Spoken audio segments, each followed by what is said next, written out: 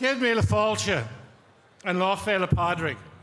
A big welcome to everyone, and particularly to the Lansdowne Club St. Patrick's Day lunch. For those of you who've been here before, welcome back, and for those of you who are here for the first time, we hope you will remember this lunch fondly. Prime Minister Gillard, welcome. We have honoured that you have returned to join with us.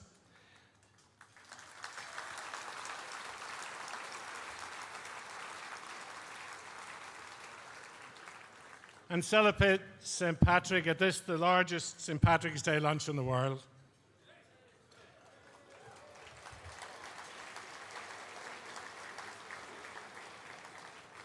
Our members are of many different backgrounds. There's bankers, there's retailers. But last year, one of our members actually became the Premier of New South Wales. And we welcome Premier Barry O'Farrell.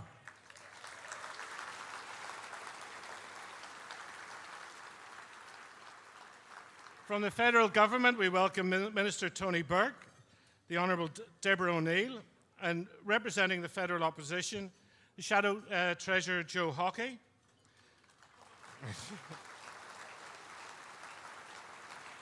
And from State Parliament, the Honourable Linda Burney, Deputy Leader of the Opposition, and former Premier of New South Wales, Christina Keneally.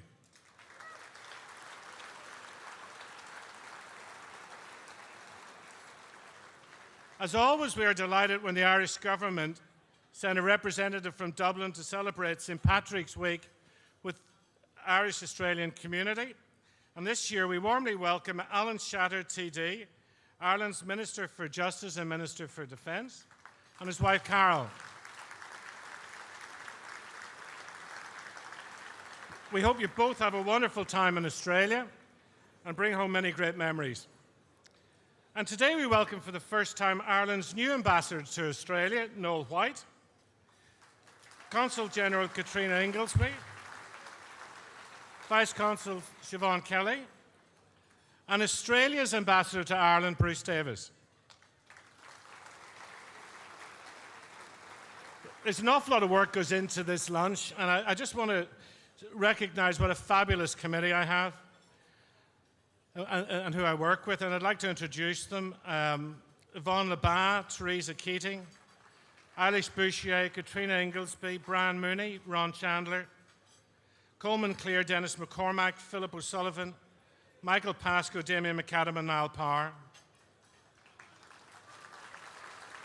Eamon Eastwood and Nadine Richards, who are driving our youngest members' focus.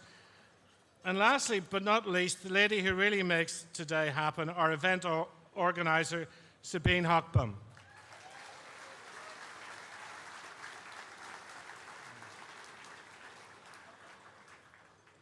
Sabine, thank you very much.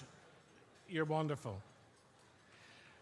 It's been a remarkable year in all aspects since our last lunch, a year when economic uncertainty has dominated the Western world, and a year when, relatively speaking, Australia remained the lucky country.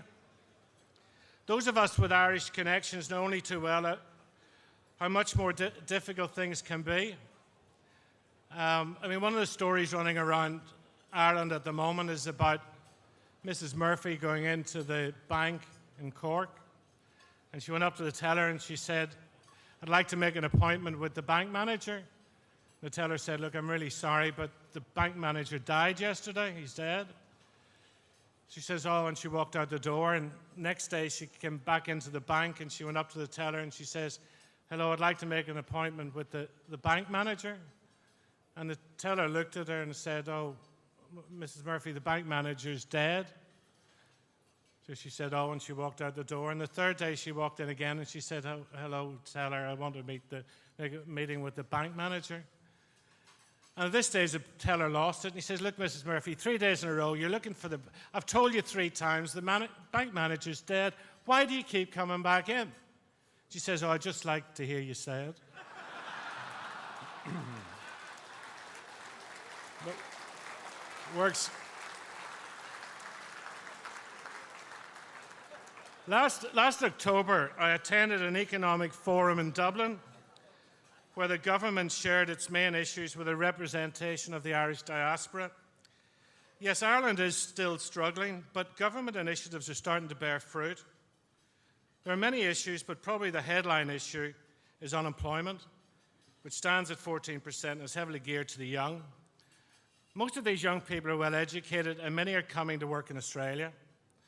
For its part, the Lansdowne Club has established a committee focused on providing networking events for those people newly arrived in Australia.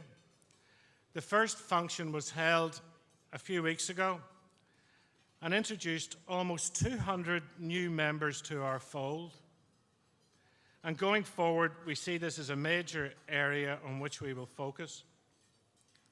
It's 200 non-members who are Irish people. It is amazing.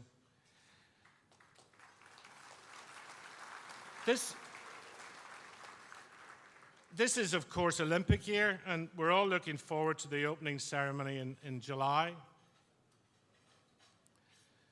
When the Games were in Sydney, I don't know if you remember, it was almost impossible to get tickets to the opening ceremony. But there were three blokes, an Englishman, a Scotsman, and an Irishman, tried their luck. So the Englishman, he picked up a piece of scaffolding, and he went up to the gate and he said, "Blessington Smythe, England, pole vault." And the bloke let him in.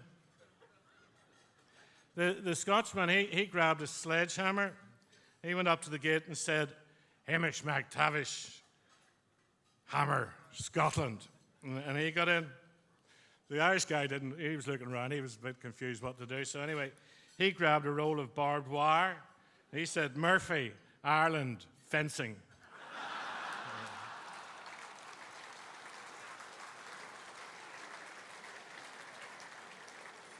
I must say, I'm looking forward to the Olympics because some of us have been lucky to get beach volleyball tickets. And they live in Australia. All the English are complaining they can't get tickets. It was really good a couple of weeks ago to see that Rory McIlroy became the world's top golfer. Especially when he's from the north. And also, after watching Australia beat Ireland at almost every Rugby World Cup since inception, there was a certain joy felt by a number of people who happened to be wearing green jerseys at Eden Park on the 16th of October last year.